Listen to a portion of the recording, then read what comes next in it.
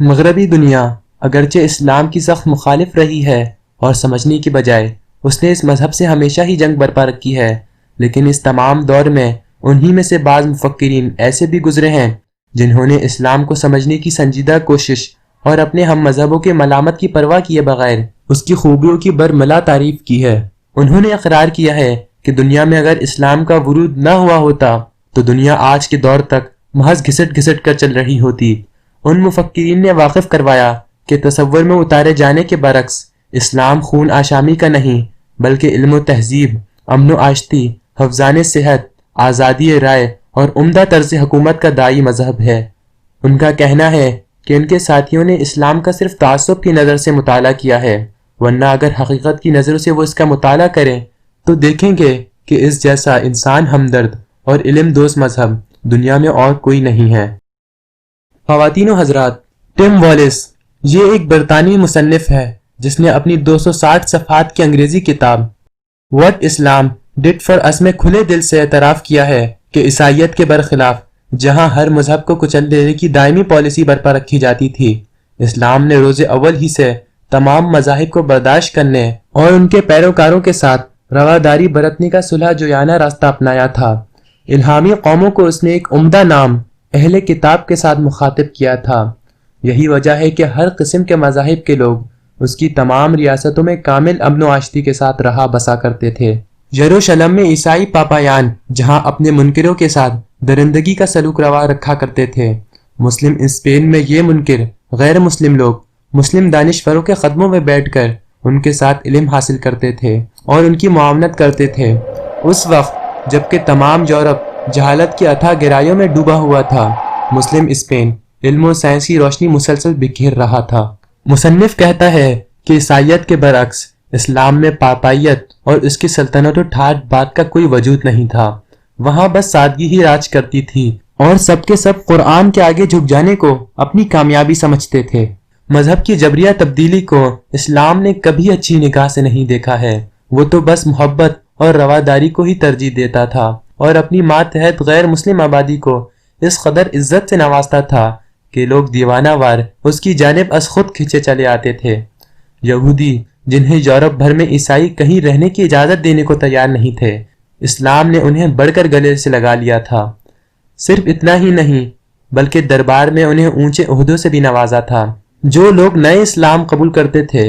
الہامی کتاب ہونے کے باعث وہ لازماً قرآن کا مطالعہ بھی کرتے تھے۔ نتیجہ یہ ہوا کہ پوری اسلامی دنیا میں خواندگی کا تناسب از خود ہی بڑھنے لگا تھا۔ قرآن چونکہ انسانی جسم اور کائنات میں غور و تدبر پر مسلسل زور دیتا تھا، اس لیے قرآنی مطالعے سے سائنس کا عروج بھی خود بخود ہونے لگا تھا۔ بغداد میں خلیفہ المامون نے جو ایک شاندار بیت الحکمہ قائم کیا تھا جہاں تمام یونانی علوم کا ترجمہ اور ان پر تبصرہ کیا جاتا تھا، اس کے باعث قدرتی نتیجہ یہ نکلا کہ چین سے باہر کی تمام دنیا میں بغداد علم و ہنر کا ایک ایسا طاقتور شہر ابھر کر سامنے آیا جسے بلا شک و شبہ اس وقت کی دنیا کا سب سے عظیم علمی و ثقافتی مرکز کہا جا سکتا تھا۔ یہ بات بھی اپنی جگہ بہت اہم ہے کہ وہم، گمان اور محض عاقلانہ احکام کی تابع داری کی جگہ اسلام میں عقل و شعور کے استعمال پر بہت زور دیا جاتا تھا۔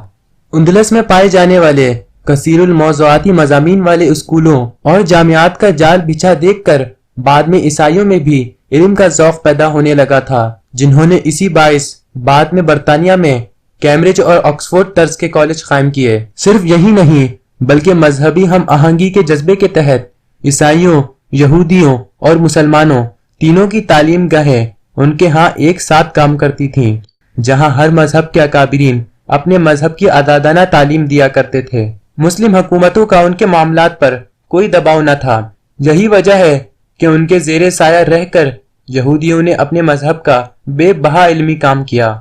ٹم والیس بیان کرتا ہے کہ یورپی تہذیب نے بعد میں اپنی جڑیں خود اسلامی تہذیب ہی سے پائی تھیں۔ الخوازمی کی عربی تصنیف الزج کے کیے گئے ترجمے کے باعث ہی مغرب کو وہ علم حاصل ہو سکا تھا جسے فلکیات کا درست ترین موجودہ علم کہا جاتا ہے۔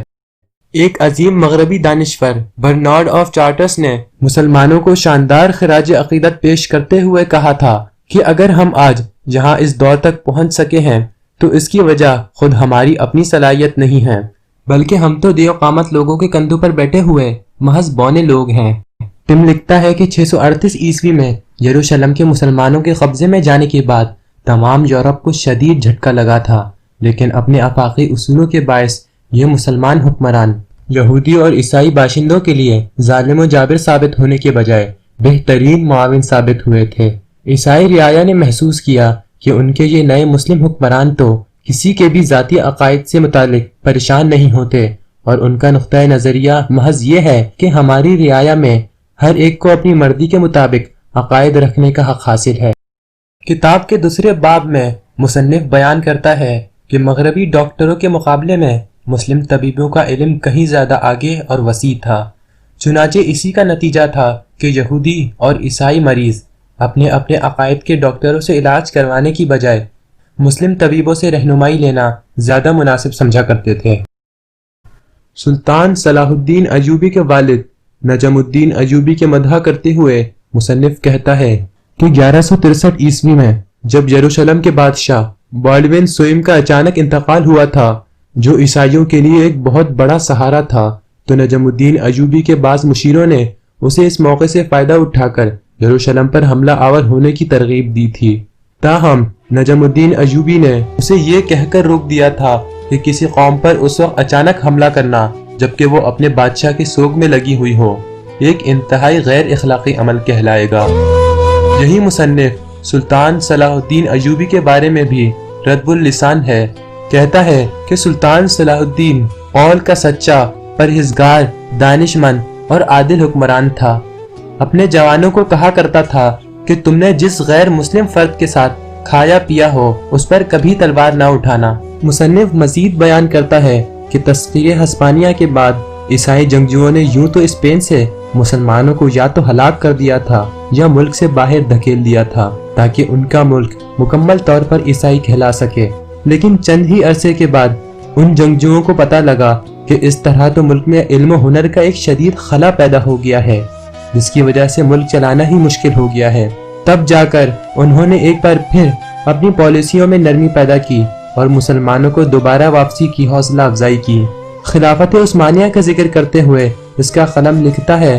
कि 29 मई 1453 ईस्वी को कुस्तुनतुनिया की फतह के बाद सुल्तान मोहम्मद फातेह ने अपने सिपाहियों से खिताब करते हुए कहा था कि हम चाहते हैं कि इस शहर की दीवारें और मकानात बिल्कुल महफूज रहें। उस्मानियों ने 16वीं सदी के यूरोप के भागे हुए यहूदियों को इस भारी तादाद में अपने यहाँ पनाह दी थी कि दुनिया भर में यहूदियों की सबसे बड़ी और सबसे ज्यादा खुशहाल आबादी यहीं पाई जाती थी। अगले बाब में जोर देते हुए वालिस कहता है कि अगर इस्लाम में रवादारी और बर्दाश्त की खुसूसियात इस कदर ज्यादा ना होती जिसका मुशाहिदा गुज़िश्ता 15 सदियों में हम खुद करते रहे हैं, तो नामुमकिन था कि यहूदी उस दुनिया में बाकी रह जाते और उनके इल्मी सलाहियतें जो बाद में आर्ट, साइंस, अदब और मौसीकी की शक्ल में दुनिया के हिस्से में आई वो कभी हमारे सामने आ सकती। इस लिहाज से हम मगरबियों को इस्लाम का ममनूए एहसान होना चाहिए। ये वो खिदमात हैं जिनका मुकम्मल सिला